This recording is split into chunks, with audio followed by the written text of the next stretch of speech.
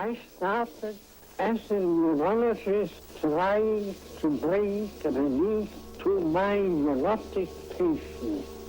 I discovered some important new facts about the unconscious, the role of instinctual urges, and so on. Out of these findings grew a new science, psychoanalysis, a part of psychology, as a new method. What if I told you that Freud's most suppressed research held the hidden blueprint to the female mind? Not the theories they teach in classrooms, but the pages locked away, dismissed, and ignored for over a century. Buried beneath layers of cultural politeness lies a raw psychological framework that explains why women often seem unpredictable, why love turns to disillusion, and why men today feel so lost in relationships. Imagine for a moment that understanding this map could give you not just clarity in love, but leverage in power and life itself. That is what you are about to uncover. Most men spend their lives in confusion, not because they lack intelligence, but because they've been carefully misled. Society whispers comforting lies. Just be yourself. Love will conquer all. Treat her like royalty and she will never leave. Meanwhile, reality tells a different story. Divorce courts are overflowing. The loneliness epidemic tightens its grip on a generation, and men drift through connections like shadows, unable to understand why devotion crumbles into indifference. Nietzsche once remarked that people don't want to hear the truth because they don't want their illusions destroyed. That is exactly what has happened to men. Illusions have replaced reality, but Freud's private writings cut through the illusions. His most shocking work was not about the Oedipus complex or the ID. It was his private lectures on the unconscious dynamics of female choice. Notes that many of his contemporaries feared were too dangerous to publish. In them, Freud dissected female behavior with a precision that still unsettles psychologists. One case in particular still echoes: the wolf girl of Vienna. Outwardly, she was the perfect aristocrat. Elegant, admired, flawless in society's eyes. Yet privately, she would torment her admirers, drawing them close with warmth only to vanish for weeks without explanation. Freud traced this cruel rhythm to a moment in her childhood. At 6 years old, she had watched her mother deliberately strip her father of his authority, undermining him until he was little more than a hollow figure. The lesson she carried for life: power is not seized, it is surrendered, and women learn very early how to extract it from those who yield too easily. This case revealed something Freud would see again and again. Desire is not determined by kindness or cruelty, but by polarity, the pull between safety and danger. He documented women who abandoned devoted husbands for criminals or risked status to chase forbidden lovers. Why? Because, as Freud concluded, the unconscious does not crave comfort. It craves tension. Modern studies echo this finding.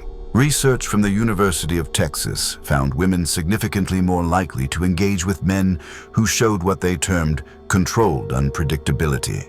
Another study in the Journal of Social Psychology confirmed that women rate men as more attractive when they sense other women desire them, even if the man himself is objectively less appealing.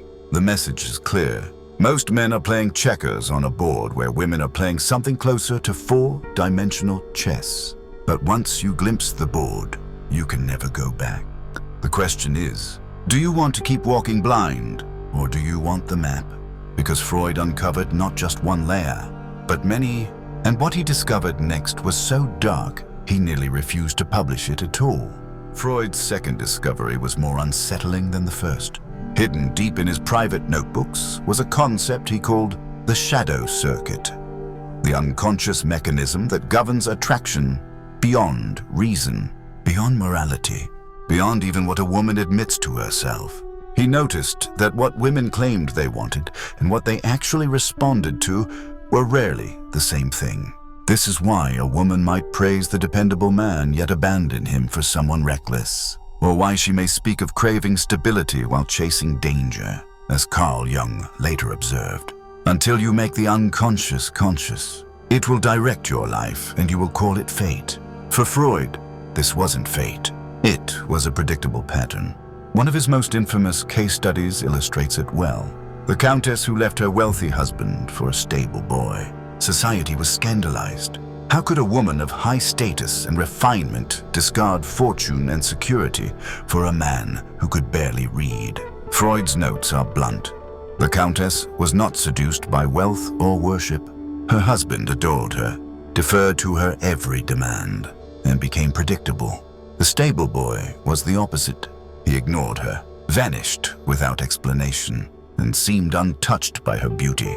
His indifference ignited her desire because she felt compelled to earn what he would not freely give.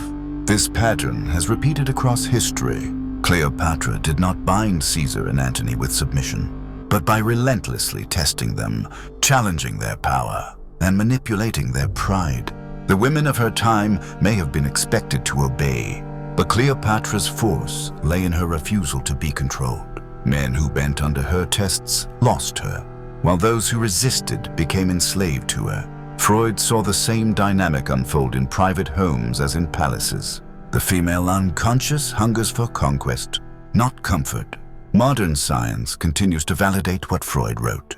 A 2017 study in evolutionary psychology found women more strongly attracted to men who displayed selective emotional unavailability. Put simply, the less a man revealed his dependence, the more a woman fought for his attention. The philosopher Schopenhauer once remarked that a man can do what he wills, but he cannot will what he will. The female unconscious operates in the same paradox. It doesn't deliberately seek to test or torment, yet it enacts those very behaviors as if driven by something deeper than choice. This is where Freud introduced what he called the testing mechanism. Women, often without conscious awareness, will create conflict, withdraw affection, or provoke arguments not simply out of malice, but to measure a man's resilience. The man who collapses under pressure is forgotten.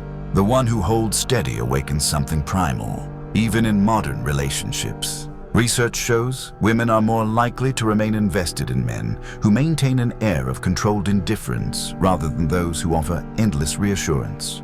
The lesson is sobering. Devotion does not spark passion. Resistance does. Chivalry has not only died, it has been buried. Nice men don't just finish last, they are excluded from the game altogether.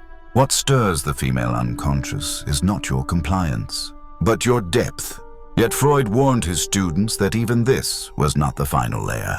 Beneath the shadow circuit was something more powerful still. A psychological force so potent it could create addiction. And when a woman fell into this trap, she could not easily escape, even if she desperately wanted to. Freud's third revelation was terrifying in its implications.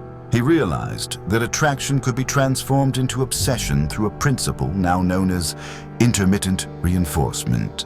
This is the same psychological mechanism that keeps gamblers glued to slot machines.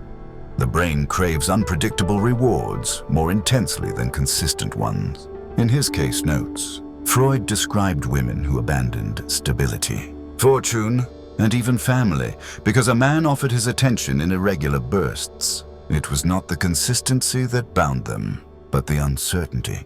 Consider the case of the opera singer who left her wealth and reputation for a penniless poet.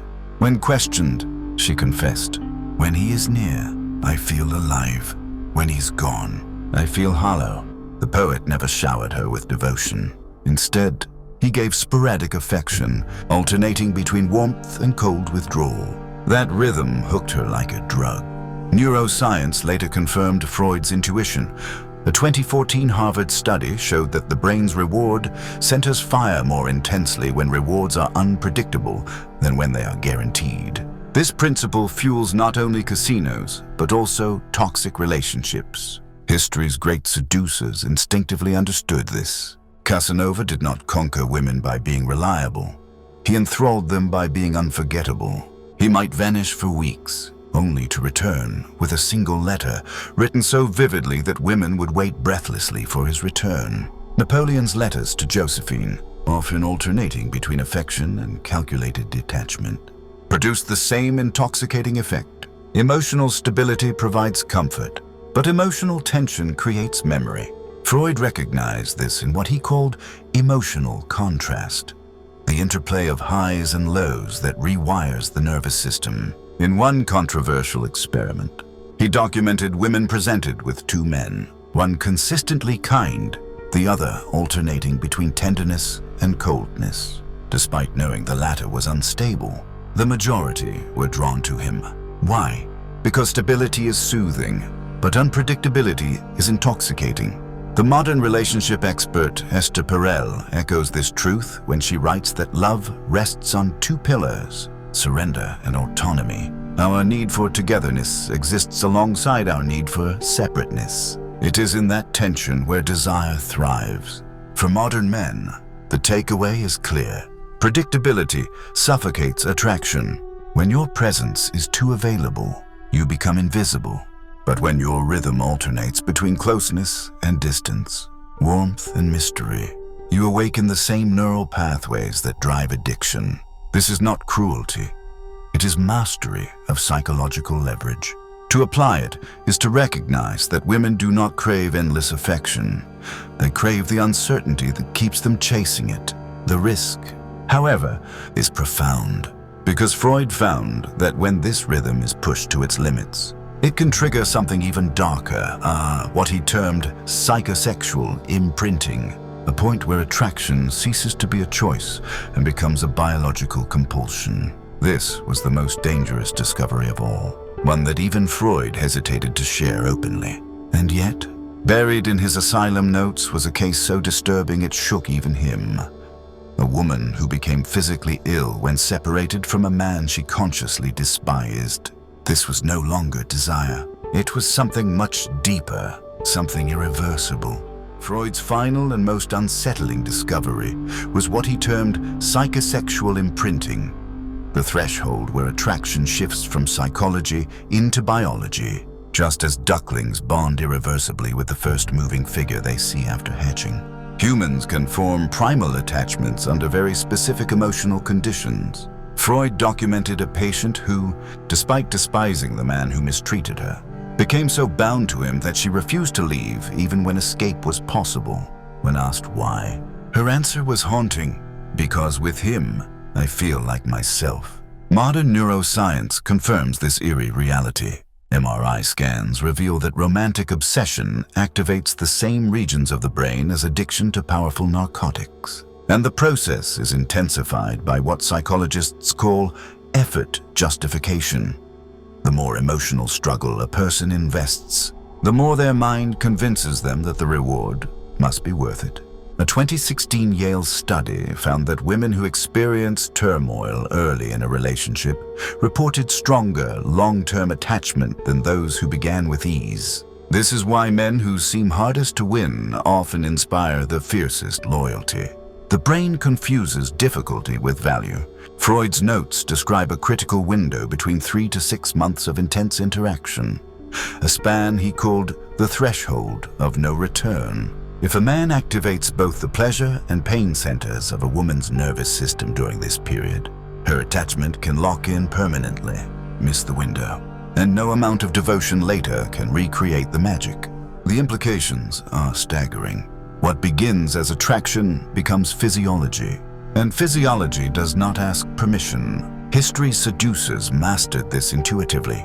Casanova blended ecstasy with risk, orchestrating nights that mixed laughter, fear, and rapture. One account describes him plunging a gondola into darkness before whispering verses that left his lover trembling. Lord Byron inspired women not by safety, but by awakening a self they didn't know existed. Picasso transformed his muses, not simply by painting them, but by reshaping their self-image. In each case, devotion was born not of comfort, but of transformation. This is the essence of what Freud called emotional alchemy, the art of turning a woman's dormant potential into fire. A man who merely praises a woman reflects what she already knows, but a man who challenges her, who forces her to confront her complacency, becomes irreplaceable. Esther Perel observed that love flourishes in the space between comfort and challenge. It is in that crucible where a woman's identity is reshaped. And in that reshaping, she becomes bound, So what does this mean for you? It means lasting desire is not earned through endless devotion, but through intensity. It means that the men who remain unforgettable are not those who gave the most, but those who made her feel the most. Predictability breeds boredom. Transformation breeds addiction. The greatest risk is to be ordinary, for the ordinary is forgotten. The greatest power is to be unforgettable, because unforgettable is eternal. If these truths disturb you, they should. That is the cost of lifting the veil. The world does not need more pleasant illusions. It needs men willing to confront reality. If you are one of them, step further into this community where no comfort is given and no lie survives.